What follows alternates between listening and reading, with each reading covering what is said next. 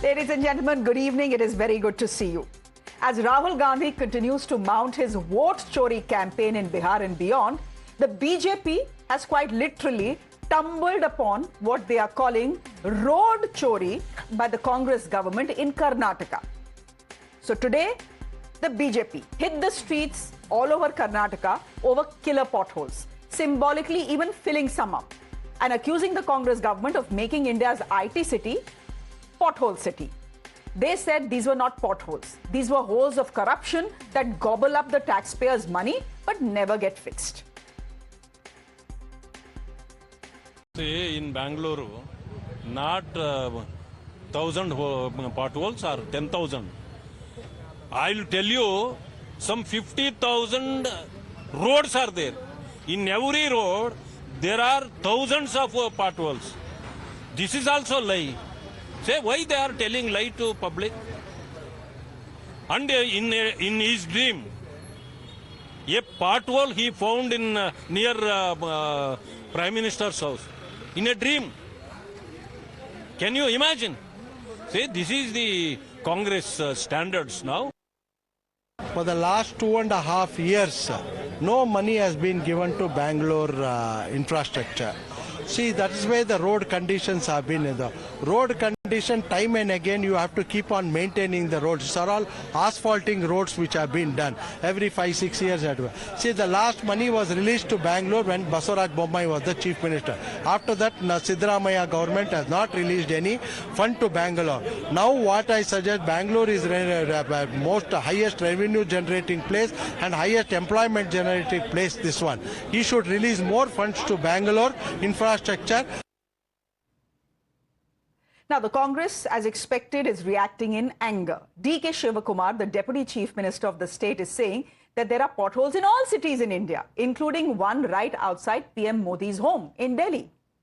He says the BJP is exaggerating pothole claims as part of a conspiracy to defame the Congress government. He's the same man, by the way, who 7 months ago had said that even God cannot fix Bengaluru's roads. I'd like to tell this all political potholes. All potholes have been created, news has been created. You please come. I'm in Delhi. I'll take to my house. I'll take to the streets. Within 100 meters, there are more than 100 potholes in Delhi itself. You let me go to Mumbai. I'll show you potholes. Let me go to any part of the state. There are potholes. This is a big conspiracy against the Karnataka Congress government. The system what we have created in Karnataka, nowhere in the country any state has done. More than 10,000 potholes we have identified and all around 50% we have covered. 31st of July, October is the deadline. We will clear it. One rain, about more than thousands of potholes will be created in a single day. We know that it is our responsibility. Now, ladies and gentlemen, as the BJP and the Congress walk down a familiar path, here is some perspective. Bengaluru's potholes are a miracle indeed. You can sink as much money into them, they still have an appetite for more. Just consider these numbers. In 2023-2024, that 1 year, the BBMP spent some 7 crore rupees to fix these world-famous craters. But guess what? Next year, the potholes, instead of decreasing, had actually increased by 63%. So you spend 7 crore rupees, but the potholes, instead of decreasing, only increase by 63%. Then another 12 crore rupees was sanctioned to fill these potholes. Now, the Siddharamaiah government has set up a 1,100 crore rupee fund to fix Bengaluru's roads. The Deputy Chief Minister, you heard him there, is claiming that 1,000 potholes are being filled every day. Now, ladies and gentlemen, while the BJP is accusing the Congress of incompetence and corruption, here is some food for thought for them. In their 5-year rule, the BJP government spent 20,000 crore rupees, I'm going to repeat the figure, 20,000 crore rupees to fix Bengaluru's roads, and guess where the money went? Down the pothole. Which is why, ladies and gentlemen, pictures like these are regular from Bangalore. A school bus with 20 kids, quite literally tilting as it hits the crater. There were 20 kids inside this bus. which is why corporates like Blackbuck are moving out of the city, citing crazy commute times. The reaction of the government has been ostrich-like. They have said they won't be blackmailed by corporates and that Bengaluru still remains the best city for business. Sure, but is that how corporates feel? Well, the Chief Minister of the state, Siddharamaiah, has now written to Azim Premji, asking him to open the Wipro campus to traffic. He claims if Wipro helps, traffic at the outer ring road, which is the major choke point in the city, will drop by 30%. Wipro's employees are not convinced. Listen in. When I go to office with autos and something, like, it will take 1 hour, half an hour. It's like too much traffic. It's mostly like unbearable. Still, we have to go like 3 days a week, so it's a big problem. Okay. And here, if the jam starts, it will last 15 minutes to half an hour. No, like, getting out of it early or anything. I used to come from daily from Rajajinagar to here. Okay, if you start morning 7, I will reach 10 o'clock only. Okay, here heavy traffic come because there is metro constructions also going on. Okay, because of that we struggle a lot. Okay, like if you start 7, we'll reach office 10:30 also. Even peak hours in evening also same problem. Like by the time from if it's 4 o'clock to still 7, 8, if your rain comes slowly also, then gone. Entire our life will be on road only. And so, ladies and gentlemen, as citizens pay taxes, and just by the way, Bangalore is the second highest tax-paying city in this country, some 2.4 trillion rupees. This is what we get. Death by potholes and daily politics. 100% tamasha, 0% solutions. Are there any solutions at hand? My guest this evening, Sanju Verma, BJP spokesperson, joining me on the broadcast. Hi, Sanju. Dhruv Jatti is a Congress spokesperson joining us on the broadcast. Hi, Dhruv. Ian is an old friend of Times Now, a citizen voice joining us from Bangalore, and Professor Dhivya Kiran Jeevan is a social worker. More importantly, he's a professor who served a legal notice to the BBMP for the pothole roads, saying his spondylitis has become much worse courtesy these potholes. So we'll come to all of you in just a bit. But Dhruv Jatti, you've just heard the Deputy Chief Minister of Karnataka. He's saying these are not real potholes that the media keeps showing or the BJP keeps filling. These are political potholes. Seriously, these are political potholes? These are potholes that are a figment of our imagination and not reality? Well, Shreya, he was using an analogy over there because primarily Karnataka remains the primary opposition against the center. And, you know, we have been under various political pressure ever since we've formed government in Karnataka. So I'd quickly like to get to the action as to what has been transpiring with the entire pothole situation in Karnataka. And let me start from September 2025 itself, where the Deputy CM has announced over 1,100 crores for road development. And that includes about for 182 major roads and spanning across over 349 kilometers at nearly about 700 crores. That's for blacktopping. And then every day we have close to about 200 to 300 potholes that are being repaired across the jurisdictions. And that's over 1,000 potholes that has been filled in Bengaluru on a daily basis. The government has also launched an application which is Gundi Raste Gamana, which if I translate is pothole grievance application, that helps us identify, track and fill potholes with a GIS mapping system. This particularly is to make sure that the public is also involved and their grievances are being looked at. And if you have also followed the Karnataka Congress's social media page, they have also been taking across various grievances of the public, making sure that the progress of potholes... I understand all of that. Those are facts that I've already put in front of my viewers. I asked you a simple question. The Deputy Chief Minister of the state is saying these are political potholes. You yourself are saying on this show that these are not political potholes, these are real potholes. If 1,100 crore rupees have been sanctioned to fill them, to kuch to hoga, right? It's not like Bangalore's roads are as smooth as makhan. Clearly, that's what you're saying. You agree that your Deputy Chief Minister is wrong? That there is a pothole problem in Bengaluru, and there's a problem that you have not been able to fix, your government has not been able to fix. Hai na? Shreya, you are misunderstanding what he said. What he primarily meant was that there are potholes in various cities as well. But because there is a Congress government in Karnataka and because we are the primary opposition against the center, these are being considered as political potholes because they are being given ample amount of media coverage while various other civic apathy under BJP-led states are not. Now, see, I do not want to politicize the pothole issue because as a Bangalorean myself, I can tell you the kind of apathy that everybody faces on a daily basis. The only point that I am trying to make over here, Shreya, is that there is action that's being taken. I did not complete my point. If you would allow me a minute or so, I would like to complete the various actions that the government has taken. This also includes... Shreya, this cannot be a monologue. You need to Sanju, the charge is against the Congress party. They should get an ample chance to defend themselves. फिर तो आप आई जाओगे बीच में, रुक जाओ. Hear them out. Let's hear them out. Just asking for very quickly, but don't tell me things I already know. Every ward in Bengaluru has received over 15 lakhs specifically for potholes. The BJP 25 crore. Sanju, I will listen to you. All right. 25 crore was released for emergency fixes, and this is for every MLA, including Bharatiya Janata Party MLAs. Massive funds also that were introduced for very good. You're spending the money, but that money is going down the pothole. 2023, 2024, Sanju, come in 2023, 2024. How much money is spent? I have one last point to make. How much money is spent? You have to give time. And then the next year, what happens? The potholes increase by 63%. So 7 crore you spend instead of the potholes decreasing. The potholes increase. Exactly why we have introduced. Sanju, your Zoom has been switched off. Please switch it on.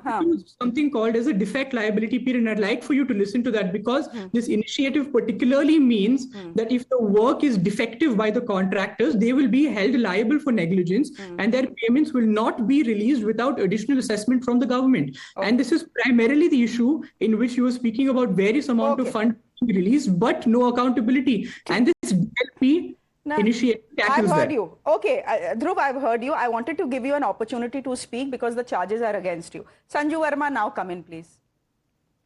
Shreya, I don't like it. The Congress has this habit of playing victimhood. We started your show at 7:11. I switched off my Zoom because I'm not here to listen to somebody's bhashan. If you can't moderate the debate and give BJP ample time, please don't call us next time. Sanju, we are at 7:11. The debate will stretch till 7:30. Relax. Chalo, bolo. No. Relax ki baat nahi hai. And first and foremost, my designation is national spokesperson, not spokesperson. Please get that right. Now let me come to the moot point. Yes. And I need time to speak because I'm not going to be sitting here and listening to lectures from the other side. I love your shows, Shreya, but I need my time. Sanju, boliye. First and foremost, thank you. बोल रही हूँ. Madam, सुनिए जरा. Let me say one thing to the Congress party. Who is in power in Karnataka? The Congress. Who's the chief minister? Rahul Gandhi's acolyte Siddharamaiah. Who's the deputy chief minister? Rahul Gandhi's acolyte DK Shiv Kumar. Who's basically running the BBMP?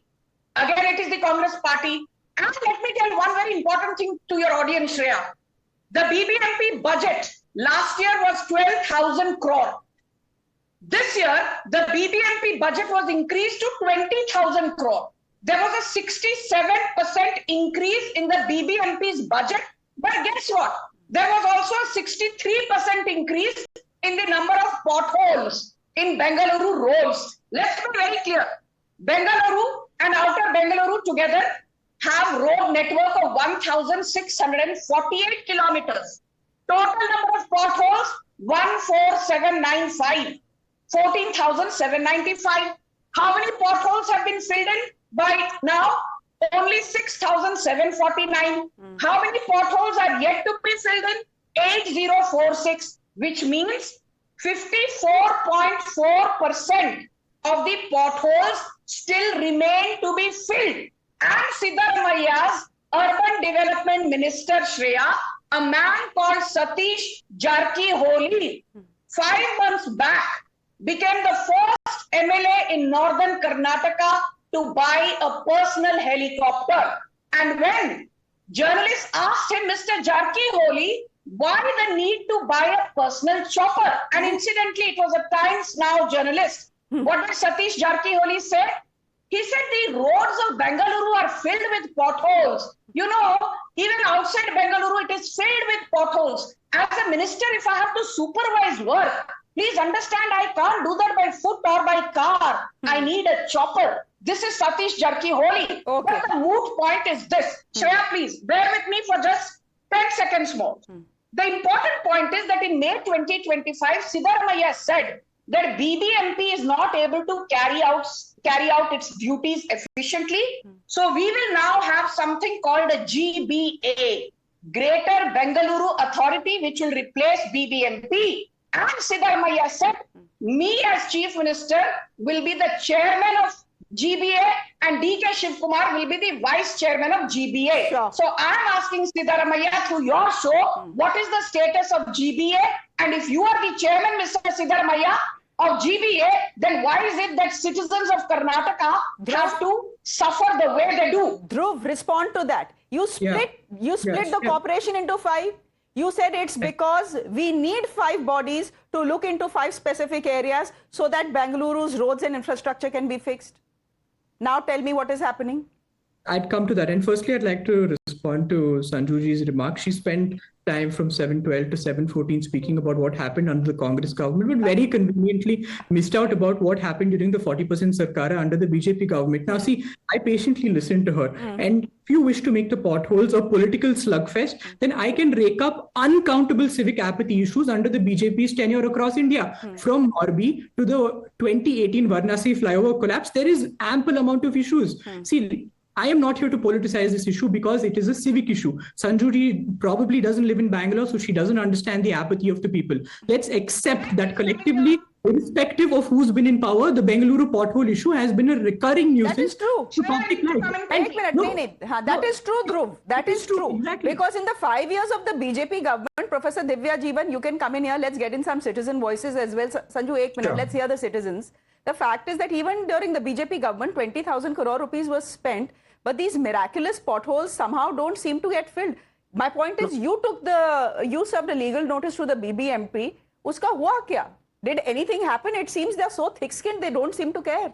Bol lo jo bolna hai, kar lo jo karna hai. We will buy a helicopter so that we don't have to deal with potholes. That's the attitude of the politicians. Yeah, I heard both the Congress and the BJP speak at the moment, and I am not convinced by what their arguments were, because whether it was the BJP government or the Congress government, potholes have been there. And that is something that we must agree. Now, my only question, my argument is, why do we keep investing money after money for potholes when we can have durable and sustainable solutions to Bangalore roads? Now, Bangalore is no ordinary city. This is the IT capital, and we are talking so great about the city. My worry is every season, every time there's a monsoon season, we are investing money on roads. Why isn't the government, whether it's the BJP government or the Congress government, investing in durable and sustainable roads that have long life? I think that should how be will they make money? Are Professor Saab, how will the governments and the MLAs and the corporators make money if the roads are durable? Well, but see, there is no return on investment, na? Yeah, but see, that is wrong. I mean to say that's not what we want. But my argument is, for a city like Bangalore, I don't think we should be sitting and arguing every single day about bad roads, because we don't deserve that. And as you mentioned earlier, we are one of the highest tax-paying citizens of the country in terms of road tax. And whether whichever government it is, they must invest in good roads. And there is no second. There's nothing more we can talk about other than actually maintaining good roads. But Professor Saab, tell me why you served a legal notice. Very quickly, I served a legal notice because potholes have caused health hazards for people. Now, ever since I went to BBMP and sent my legal notice in the month of May, I did that because I was a victim of bad roads. I developed severe neck pain. And believe me, ever since I went and served that legal notice, at least 3,000 to 4,000 people have written to me saying they have suffered grave health issues. So my legal notice mainly focused on how bad roads are creating a health emergency as well. This is something we're not talking about. But remember, every bad road is a health problem to the citizens of our city. Okay. And that's one of the reasons why. But Ian, here's the point. Every second day you see visuals coming in where there is a school bus with 20 kids in that is tilting, almost toppling over because of a pothole. Every second day.